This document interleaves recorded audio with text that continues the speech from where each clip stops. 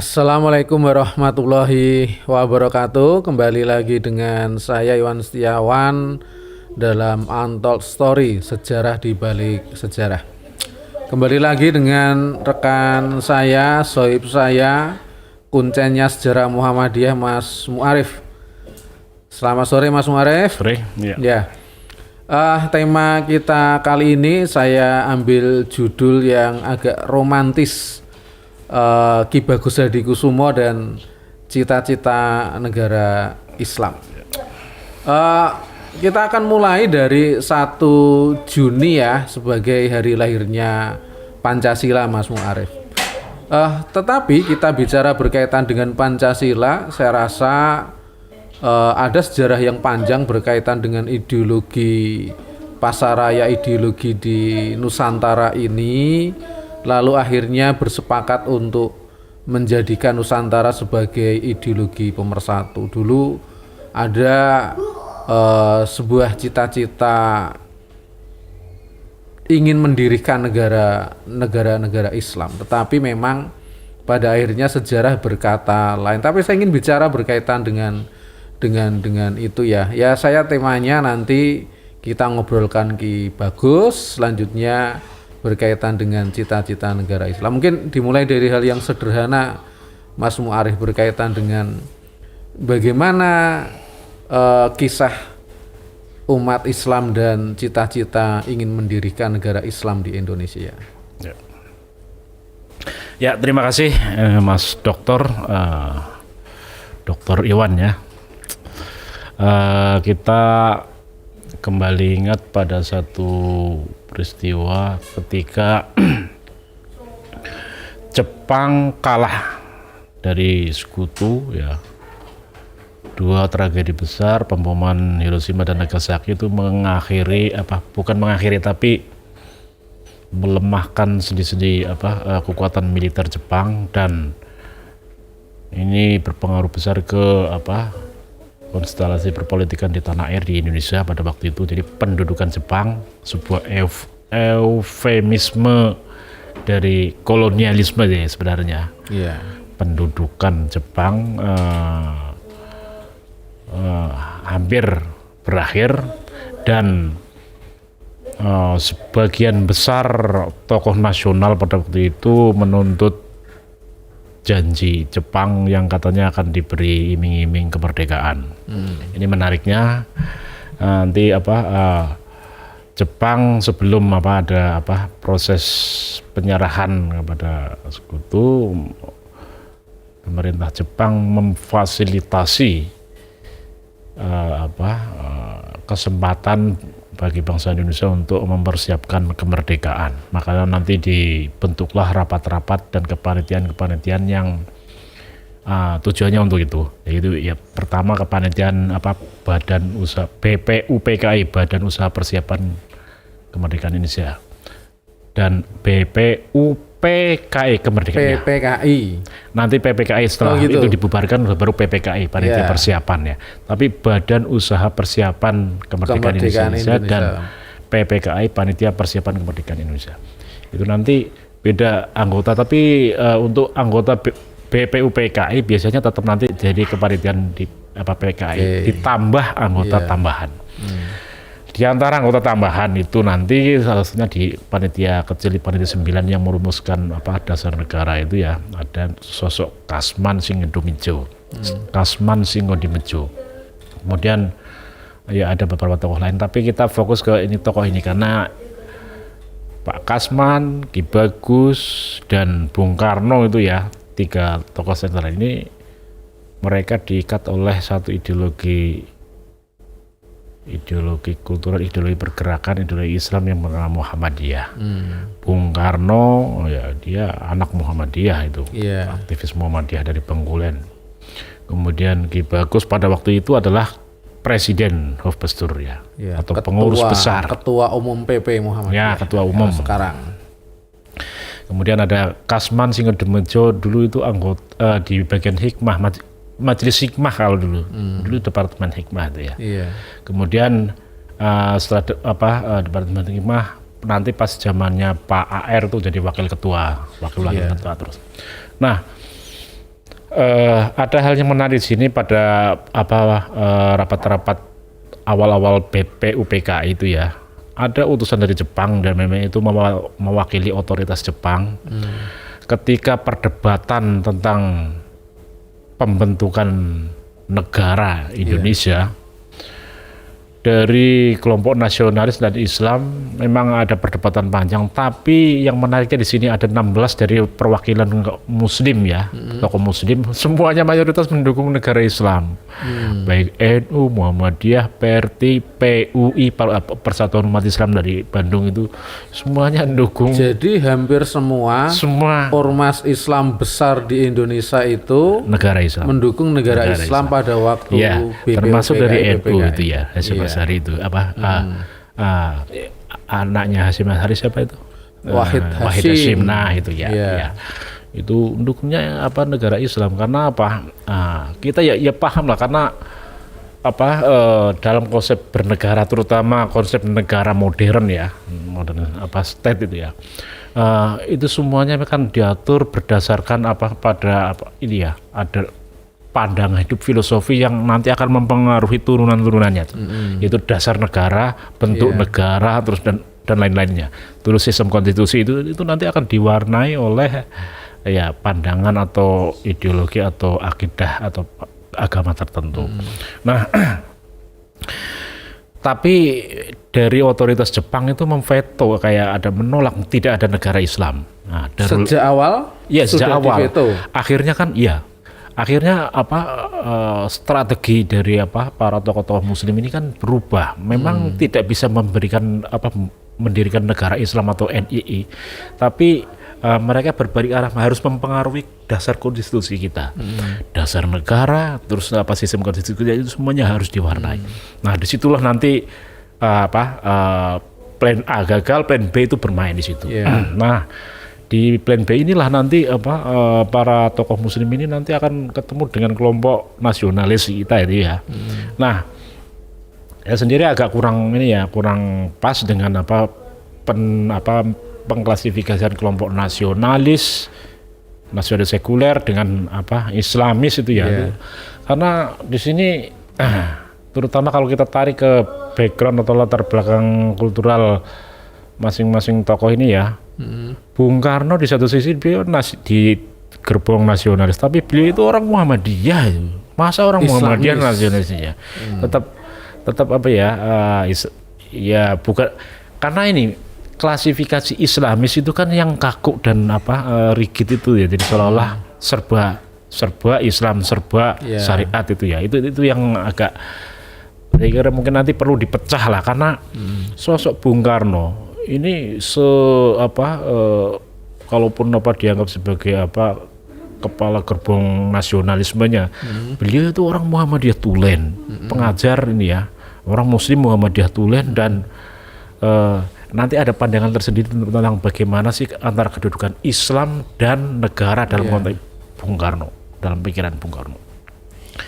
Akhirnya di kalangan non Muslim itu juga ada tokoh-tokoh lain selain nanti ada Ki Bagus yang konon katanya sangat kaku, saklek itu ya, yang tapi punya wibawa yang luar biasa. Bung Karno pun begitu sangat segan kepada beliau, sampai untuk mempengaruhi Ki Bagus untuk tentang penarikan 7 kata itu tadi itu ya, itu harus lewat orang lain, agen lain. Ada Ahmad Hasan itu dari Aceh itu ya, tokoh Aceh itu yang tapi gagal beliau.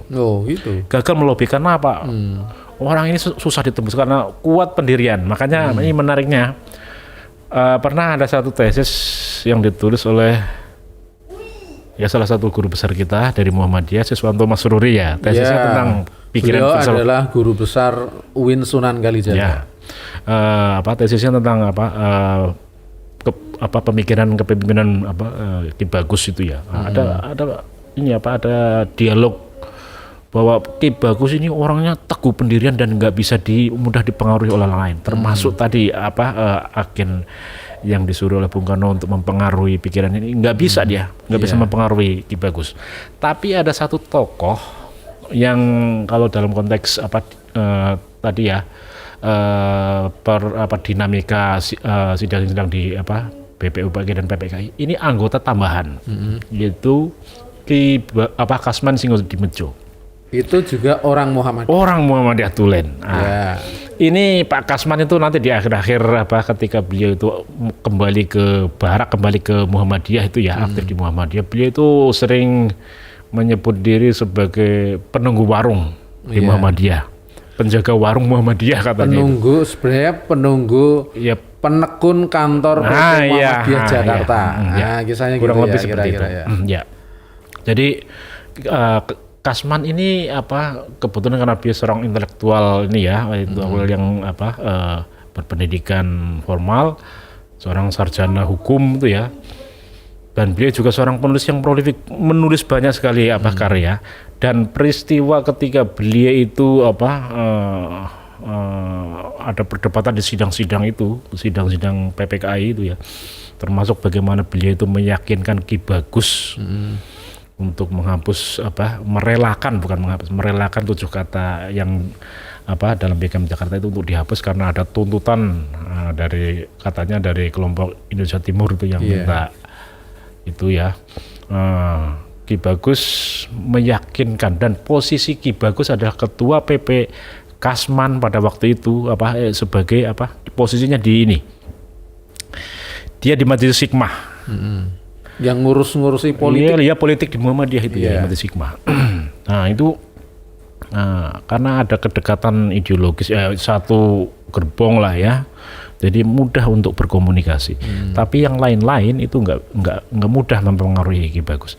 Nah, proses Ki Bagus merelakan itu direkam dengan baik oleh Kasman itu dalam renungan dari tahanan ya. Renungan dari tahanan itu buku peristiwa warna biru enggak salah.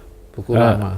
Buku lama itu direkam dengan baik. Bahkan sampai bagaimana Kasman memahami Pancasila yang pada waktu itu kan tarik ulur tuh tafsir Pancasila itu ya. Oke, itu ada 5 dasar 5 sila, tapi 5 sila itu berdasarkan Presiden Bung Karno dan tokoh-tokoh lain itu beda, termasuk Yamin itu ya, itu beda.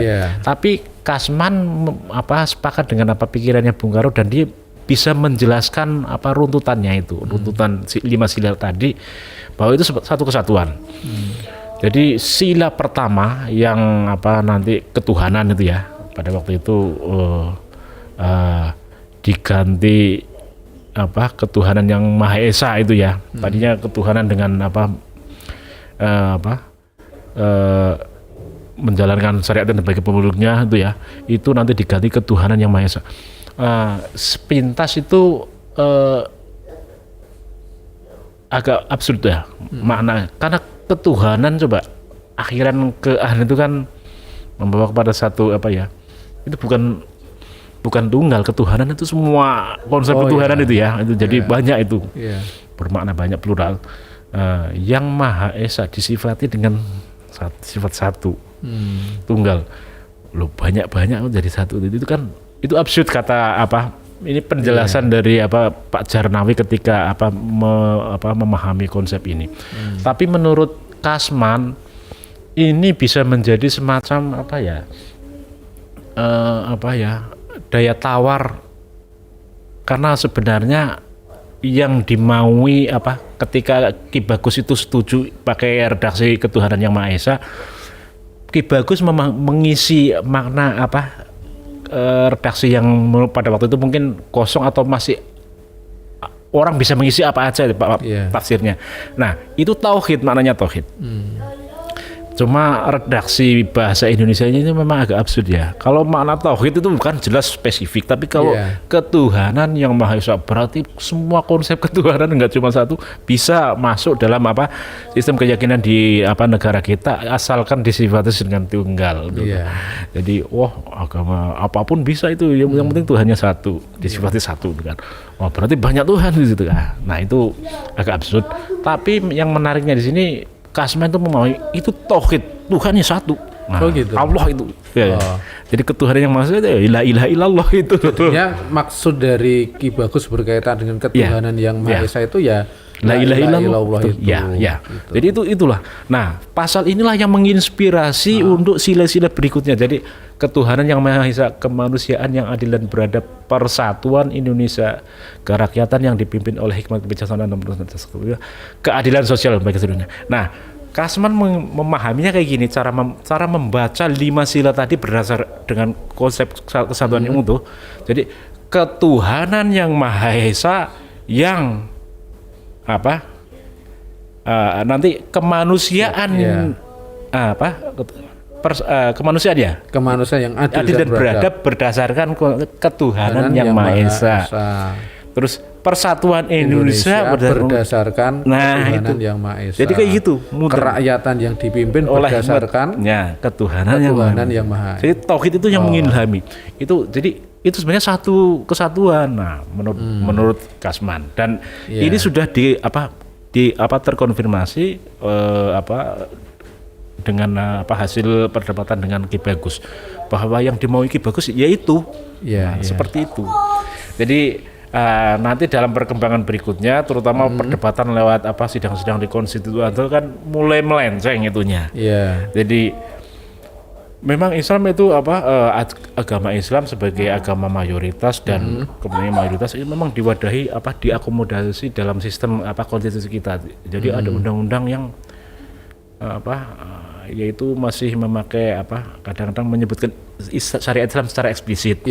Dan bukti bahwa Islam agama Islam itu diakomodir dalam sistem pemerintahan pada waktu itu kan lahirnya Kementerian Agama bagian itu, dari syariat, penerapan syariat Islam itu kan kayak semacam hadiah untuk umat Islam ini loh ada.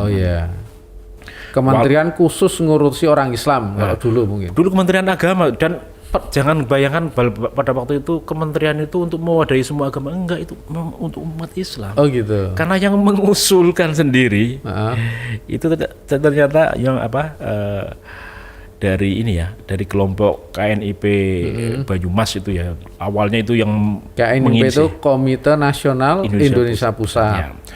Itu mereka mengusulkan ini ke pemerintah. Terus siapa aktor penggeraknya waktu itu? Namanya Ki Daldiri. Ki Daldiri itu siapa? Ya ketua, kalau zaman sekarang PDM-nya Banyumas. Gitu. Orang Muhammadiyah Banyumas itu. Kembali lagi ke Ki Bagus Hadikusumo. Bagaimana sih secara sederhana profil Ki Bagus Hadikusumo dan perjuangan menegakkan syariat Islam, cita-cita dari Ki Bagus Hadikusumo, walaupun akhirnya nanti ya sepakat kepada Pancasila. Yang menarik itu persepsi beberapa peneliti yang kadang menempatkan Ki Bagus itu sebagai seorang Islamis yang kaku, terlalu rigid dan sebagainya itu ya. Ini sempat sayangkan juga oleh salah satu peneliti kita itu, beliau Profesor Makmun Murad. Nah, pernah cerita soal ini. Dan di disertasinya juga sempatlah disinggung beliau. Nah, Ki Bagus ini memang disalahpahami sebagai tokoh yang terlalu kaku, rigid, Islamis banget itu ya. Tapi sebenarnya dengan adanya peristiwa sejarah itu ya, ada proses negosiasi antara Islam harus masuk ke dalam dasar negara kita atau dasar sistem konstitusi kita atau enggak, itu kan ada kompromi di situ. Tarik ulur 7 kata tadi itu kan proses yang panjang, melelahkan, tapi akhirnya kan legowo Ki Bagus. Itu artinya apa? Itu kan enggak se-Islamis seperti yang dibayangkan. Buktinya Ki Bagus menerima itu kan. Nah, itu kan fakta historis ini kan juga harus diinterpretasikan, jangan secara tunggal interpretasinya. Ki Bagus orang kaku atau Islamis itu enggak bisa. Ada proses negosiasi yang panjang dan prosesnya itu kan berliku-liku, dan ternyata yang bisa mengetuk, bisa mencairkan suasana hati Ki Bagus ya kan ya orang sendiri itu ya, yang punya hubungan kultural, yaitu Kasman. Nah, di tesisnya Pak Siswanto Masruri di situ kan menarik di situ ya. Jadi Ki Bagus ini punya kompetensi di bidang hukum ya di situ, hukum tasawuf ya, hukum Islam dan tasawuf. Jadi hukum itu fikih gitu maksudnya, fikih, ahli agama, ahli fikih agama. Ya seperti itulah ya, jinayah, siasah itu ya. Terus tasawuf juga masuk. Makanya kan karya-karya beliau kan ada unsur tasawufnya, ada unsur ininya. Nah, nanti di perkembangan berikutnya ini kan konsep negara Islam yang tadinya harga mati baik di kalangan Muhammadiyah, NU, PRT, PUI, Persatuan Umat Islam itu semuanya menyepakati negara Islam itu harus jadi bentuk negara Indonesia ke depan. Tapi setelah diveto itu kan akhirnya kan berubah ininya. Nah, ini ada proses yaitu yang namanya proses nego. Jadi proses negosiasi yang sangat alot ya, perdebatan yang sangat rumit baik di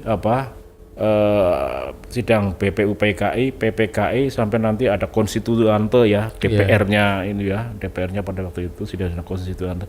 Nah, ketika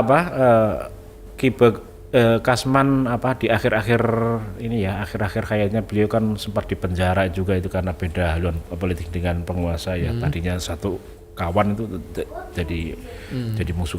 Nah, beliau itu mengeluhkan ternyata komitmen pemerintah terutama di bawah rezim Bung Karno itu tidak memenuhi janji-janjinya kepada umat Islam pada waktu itu. Jadi janji dulu ketika menjadi Pancasila dalam sidang-sidang PPKI gitu tahun 45. Jadi ya mengakomodir. Janjinya apa aja itu? Ya itu pokoknya akan mengakomodir kepentingan umat Islam termasuk undang-undang itu nanti akan diwarnai dengan itu ya, dengan hukum Islam.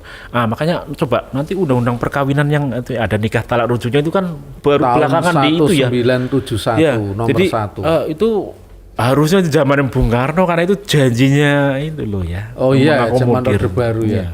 Jadi, sebelum kita mulai kita minum dulu aja. Oke, siap.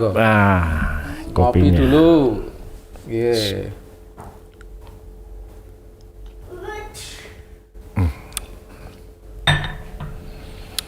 Oke, kembali lagi. Saya rasa obrolan yang menarik ya berkaitan dengan tadi Ki Bagus. Selanjutnya tadi bicara berkaitan dengan ternyata janji-janji dari Soekarno berkaitan dengan umat Islam itu belum banyak terlaksana. Bagaimana itu? Ya, itu ya akhirnya kan sejarah memang belum selesai, nggak pernah selesai mungkin ya. Bukannya belum selesai, tapi memang nggak akan pernah selesai karena perdebatan, apalagi nanti setelah ganti generasi, isi pikiran bisa beda-beda itu ya. Tapi yang jelas ini perlu ada semacam pandangan atau filosofi ketika membaca dasar negara itu ya, karena dibalik susunan Pancasila itu kan memang cuma sekedar ini ya kayak 5 sila, tapi dibalik ini kan ada peristiwa historis yang panjang melelahkan di situ. Ada melibatkan banyak kelompok kepentingan dan kalau perdebatan di sidang-sidang konstituante itu ya terutama nanti pas periode Nasakom ya ketika Bung Karno berusaha menggabungkan antara nasionalisme agama dan komunis. Ini kelompok Muslim terutama dari Masyumi yang ujungnya nanti dibubarkan itu kan. Ini paling banyak mendapatkan tekanan. Jadi kayak kanan kiri kena itu ya digencet. Nasionalis dan komunis sama-sama menyerang ya. Jadi ya itulah akhirnya kan cita-cita tadi untuk mendirikan ya kalau negara Islam secara eksplisit itu gagal sebenarnya menurut saya gagal. Tapi gagalnya kapan itu dianggap gagal itu? Ya ketika diveto di sidang BPUPKI diveto oleh rezim Jepang itu ya itu udah selesai. Yang memveto itu rezim Jepang. Kelompok ya. Bukan kelompok nasionalis. Bukan. Jadi itu kan ada otoritas perwakilan yang mewakili otoritas Jepang. Mereka itu memang nggak menghendaki ada negara Islam. Jadi informasi ini saya peroleh dari risetnya penelitiannya lalu Madinah. Tadi Mas Muarif menyampaikan juga aspirasi dari negara Indonesia bagian timur itu apakah juga tidak punya pengaruh besar berkaitan dengan ketika kisah BPUPKI dan PPKI? Kalau tentang bentuk negara itu perdebatannya di BPUPKI yang kepanitiaan awal itu ya. Tapi kalau untuk dasar negara itu sistem konstitusi kita itu ya, terus bentuk pemerintahan dan sebagainya itu PPKI kalau nggak salah itu. Jadi dua kepanitiaan yang berbeda, tapi anggotanya tetap ya seperti itu, ada tambahan kalau di PPKI. Jadi ya saya kira itu tahap gagalnya negara Islam itu di BPUPKI itu.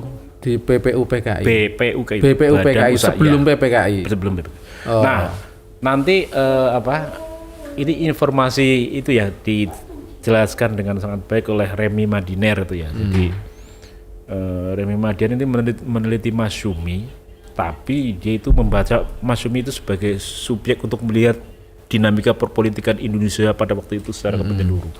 Perspektif sejarah Masyumi. Jadi ya memang itu sidang-sidang BPUPKI yang diveto sama Jepang itu yaitu mengaburkan semua itu loh, semua aspirasi dari kelompok atau kelompok-kelompok Muslim tadi itu ada Muhammadiyah, ada NU, ada PRT, ada PUI dan sebagainya, itu banyak sekali itu perwakilan berkaitan dengan mendirikan negara Islam. Negara Islam. Nah itu gagal. Tapi nanti proses untuk memasukkan Islam, ajaran Islam ke dalam sistem konstitusi itu betul berani. Menjalankan syariat Islam sesuai dengan pemeluknya itu ya. Ketuhan dengan kewajiban menjalankan syariat Islam. Kan di situ menyebutkan kata Islam secara eksplisit. Itu kalau itu dilegalkan itu negara Islam kan. Jadi negara Islam Indonesia. Tapi ya itu Ki Bagus, Legowo dan akhirnya kan diputuskan yang lain juga sepakat akhirnya ya udah ini. Nah, dalam sejarah Muhammadiyah, terutama pandangan Muhammadiyah terhadap kedudukan Islam dan negara, inilah yang disebut sebagai proses dialektika pemikiran yang nantinya menghasilkan konsep Darul Ahdi wa Syahadah, negara konsensus. Jadi memang ada konsensus, ada kesepakatan di antara kelompok itu ya. Jadi Pancasila itu yang mengikat. Nah, menariknya di sini Bung Karno itu pernah diteliti oleh pemikiran Bung Karno diteliti oleh salah satu doktor dari UIN Syahid juga Jakarta tentang konsep pemahaman Bung Karno terhadap Islam. Jadi kebetulan buku ini dikasih pengantar oleh beliau almarhum Buya Syafi'i Ma'arif. Di dalam kata pengantar inilah Bung Karno pikiran Bung Karno itu dikutip begini. Jadi kedudukan Islam dengan negara itu, Islam itu melampaui negara. Kalau negara itu kan apalagi negara modernnya, state itu ya. State itu kan dipengaruhi oleh pikiran manusia, budaya manusia itu. Nah, kan ada wilayah teritorial, ada dasar negara, ada bentuk pemerintahan. Ini semua kan ini sifatnya temporer tuh kan. Sedangkan Islam itu kan pandangan hidup yang dia berlaku untuk semua zaman, semua tempat itu ya. Jadi bukan sekedar Islam bukan sekedar untuk mewarnai sebuah negara, enggak. Suatu saat mungkin konsep negara itu kan berubah. Jadi Islam tetap harus bisa mewarnai situ kan. Nah, itu pandangan Bung Karno. Jadi Bung Karno mengandaikan kayak gini. Ibarat ini Islam itu seperti baju, harus dipakai gitu ya. Kayak baju dipakai itu. Jadi dia kemana-mana dalam posisi sebagai ya itulah pakaiannya Islam itu. Bukan Islam mewarnai. Nanti bayangkan kayak gini, membentuk sebuah negara Islam, NII, kalau misal jadi ya pada sidang BPUPKI pada waktu itu jadi itu ya, itu nanti dasar negaranya itu nanti mikir-mikir pakai lambang apa, nah, terus dasar negara ini butir-butir filosofinya akan jadi pandangan pakai apa coba, itu kan Al-Qur'an ya, sumbernya kitab sucinya atau apa undang-undang konstitusinya Al-Qur'an. Nanti tafsirnya macam-macam itu. Dalam konteks sejarah Islam aja untuk aliran kalam itu ya, filsafat atau aliran itu macam-macam itu ya. Dan itu ekstrim sekali itu. Iya. Terus fikihnya aja macam-macam. Ya, jangankan cuma apa fikih. Di dalam mazhab Syafi'i aja banyak sekali beda konsep ya, beda pendapat. Apalagi nanti udah lintas mazhab, aduh, ribet sekali itu kan. Jadi kita nggak bisa menjadikan Islam itu sebagai satu miniatur untuk baju kecil. Jadi itu ideologi bersama itu juga tidak mudah untuk tidak bisa menafsirkannya itu. Jadi kita menghargai satu konsep yang yang ditawarkan oleh para pendiri bangsa ini kayak Pancasila, Ekasila, Trisila dan sebagainya. Konsepnya Yamin, konsepnya Bung Karno dan konsepnya beberapa tokoh. Iya. Ini cocok dengan latar belakang sejarah dan budaya bangsa Indonesia itu. Jadi menurut si Kasman, jadi dasar negara itu harus digali dari kultur budaya kita itu, yaitu ada ketuhanan. Karena mayoritas memang umat Islam ya, orang beragama lah ya. Yeah. Sekurang-kurangnya kepercayaan itu ya, aliran kepercayaan. Terus persatuan, memang ide persatuan ini menarik dan ini beda dengan kalau kita bandingkan dengan konsep negara modern di negara-negara Arab coba. Persatuan itu susah sekali mereka. Yeah. Kita lihat Palestina kok nggak merdeka, langsung susah bersatu kok di tetangganya aja negara Muslim sama Muslim itu ya. Mesir dan Palestina beda kepentingan, wah. Jordania nggak bersatu. Iya nggak, susah sekali. Makanya pidato Pak Prabowo kemarin yang di Mesir itu ya, wah luar biasa. Itu menyindir betul tuh, menohok. Sama-sama Muslim ini, orang harus bersatu ya, pantesan kalah terus itu ya. Ini pidato ini mengisyaratkan kita kepada peristiwa historis pada awal abad 20. Kiai Dahlan pernah seperti itu. Ya, hampir saja kita tulis, tapi maaf ini belum sempat tulis. Jadi dalam Kongres Umat Islam yang di Cirebon, pidatonya Kiai Dahlan coba sama persis itu, menyindir perpecahan. Tali pengikat hidup iya, itu. Betul tuh. Jadi umat Islam itu ya karena beda pikiran, beda kepentingan dan sebagainya, akhirnya kan pecah sendiri-sendiri padahal itu sesama Muslim itu kan. Okay. Jadi akhirnya beliau itu mengajak untuk bersatu, itu kita itu satu, istilahnya satu keturunan itu, Adam Hawa itu ya, sampai filosofinya tarik ke bawah itu ya, seperti itu ya. Lalu bicara berkaitan dengan di masa dulu cita-cita negara Islam sudah diperjuangkan, selanjutnya akhirnya menjadi Pancasila ini, selanjutnya setelah reformasi kan juga masih ada yang ingin punya cita-cita berkaitan dengan pendirian negara Islam dan sebagainya. Ya. Apakah masih relevan berkaitan dengan cita-cita negara Islam di masa modern mungkin ya? Ya. Sekarang ini. Kembali ke tadi ya, bisa pembicaraan tentang konsep Islam dan negara. Nah, memang orde atau masa reformasi itu kan itu masa-masa yang sangat krusial dan sangat strategis dalam sejarah dinamika politik di Indonesia, karena itu kan ibaratnya kayak lama sekali dikekang. Reformasi itu kayak keran, dibuka sedikit aja ngucur semuanya itu. Semua aspirasi semuanya ingin kembali lagi ke romantisme masa lalu negara Islam. Tapi kita kembali ke ini kembali ke sejarah awal BPUPK itu yang gagal negara Islam, akhirnya kan ganti strategi mewarnai sistem konstitusi kita. Nah,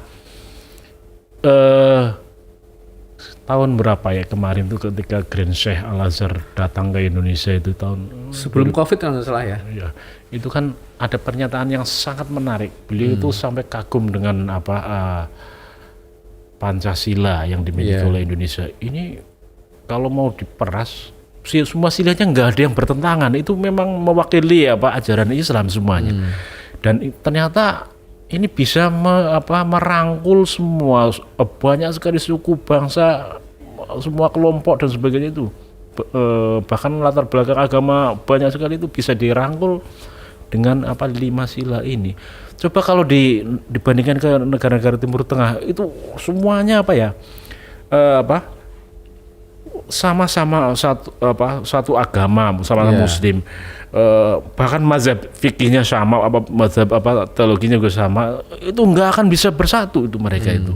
Jadi susah sekali. Nah ini Indonesia itu ratusan suku bangsa, pokoknya bisa dibentuk, itu luar biasa. Sampai apresiasinya seperti itu di Grand Sheikh Al Azhar. Nah menurut saya sebenarnya Pancasila ini ya sebenarnya ini sudah yang terbaik untuk kita. Ya, Islami. Makanya Muhammadiyah kan buru-buru mengikat konsep Darul Ahdi Wasyahadah itu ya, negara Pancasila sebagai Darul Ahdi Wasyahadah. Bagian dari ideologi Muhammadiyah. Betul. Ini lebih dulu dengan saudara kita dari NU dari NU belakangan mengakui konsep yang muaton itu ya, konsep muaton. Muatonah.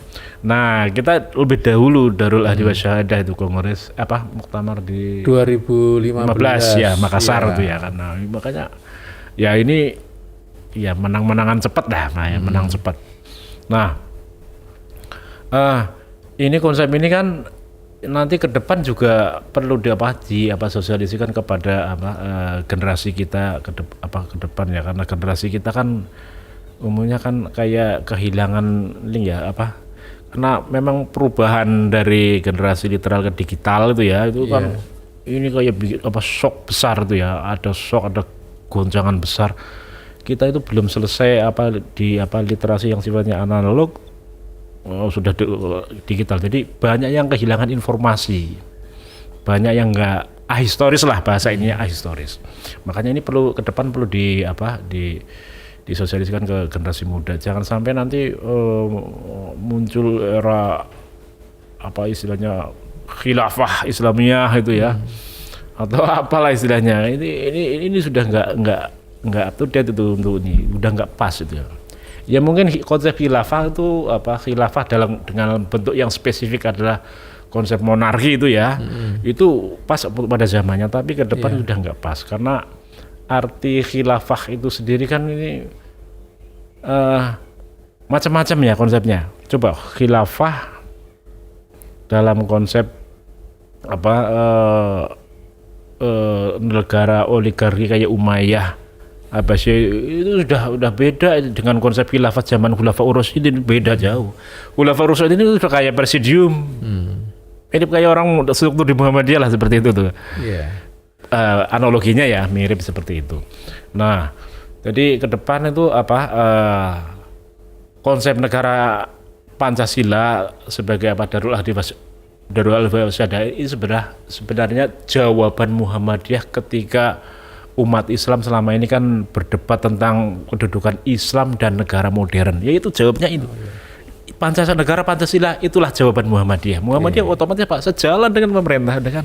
Jadinya sebenarnya ketika tanggal 1 Juni sebagai hari lahirnya Pancasila itu ada sejarah panjang ya berkaitan dengan bagaimana Pancasila itu menjadi ideologi, menjadi sebuah kesepakatan. Ada perdebatan sebelum itu berkaitan dengan cita-cita negara Islam, dan akhirnya semua umat Islam sepakat dengan Pancasila. Mungkin terakhir Mas, berkaitan dengan Pancasila ini, ke depan apakah ideologi Pancasila ini masih bisa tetap relevan dengan negara Indonesia, atau mungkin juga berkaitan dengan sejarah masa depan kita? Mungkin singkat aja. Ya, tantangan terbesar ke depan itu memang kita sekat-sekat yang membedakan identitas seorang itu ya, suatu kelompok atau suatu bangsa itu sudah kabur. Cuma ketika negara Indonesia itu masih ada, saya kira Pancasila masih tetap relevan ideologi. Karena ini menjadi ciri khas identitas orang Indonesia. Jadi NKRI dengan Pancasila itu satu konsep itu ya, satu kesatuan yang nggak bisa dipisahkan. kalau kita mau membubarkan NKRI ya udah lupakan aja Pancasila, itu sudah otomatis bubar. Ya. Bubar dalam mindset kita sudah bubar. Nanti ke depan mindset itu mempengaruhi perilaku dan sebagainya, akhirnya kan ya bubar beneran. Tapi kalau kita masih punya mindset yang sejalan antara negara dengan NKRI dengan Pancasila, ya saya kira ke depan masih tetap dibutuhkan. Dan generasi muda, milenial terutama ya, ini kan sekali lagi mereka punya cara pandang, pola pikir yang beda dengan generasi yang sudah tua-tua. Ke depan model atau perspektif atau cara memahami Pancasilanya itu memang perlu diubah. Jangan seperti cara orang tua memahami itu. Filosofi Pancasila terutama itu ya, itu yang harus diubah. Jadi silakan Pancasila tetap 5 sila, tapi cara memahaminya itu ya jangan samakan antara simbah-simbah kita dengan generasi yang zaman sekarang yang mager itu, yang baca buku analog aja yang udah malas, apalagi beli itu baca malas. Mereka lebih suka scrolling di media sosial itu ya, jadi hal yang singkat-singkat. Makanya metode memahami Pancasila, filosofinya itu harus berubah. Saya kira itu. Ya, terima kasih Mas Mu'arif untuk info-infonya kepada Untold Story ini. Sehingga sebenarnya kita bicara berkaitan dengan hari lahirnya Pancasila ini, kita ngobrolkan berkaitan dengan Ki Bagus, cita-cita negara Islam itu bicara berkaitan dengan bagaimana dinamika Pancasila itu adalah dinamika yang sangat panjang, dan ternyata Pancasila itu juga semua umat ataupun juga semua suku, semua agama itu bersepakat di situ. Ketika kita sudah sepakat bersama, apalagi Muhammadiyah sudah menyampaikan Pancasila sebagai Darul Ahdi Wasyadah, maka kita juga punya kewajiban untuk menjaga Pancasila itu. Ya, demikian dari kami Untold Story, tema berkaitan dengan Ki Bagus Hadikusumo dan cita-cita negara Islam. Kita akhiri dengan membaca hamdalah. Alhamdulillahirabbil alamin. Wassalamualaikum warahmatullahi wabarakatuh.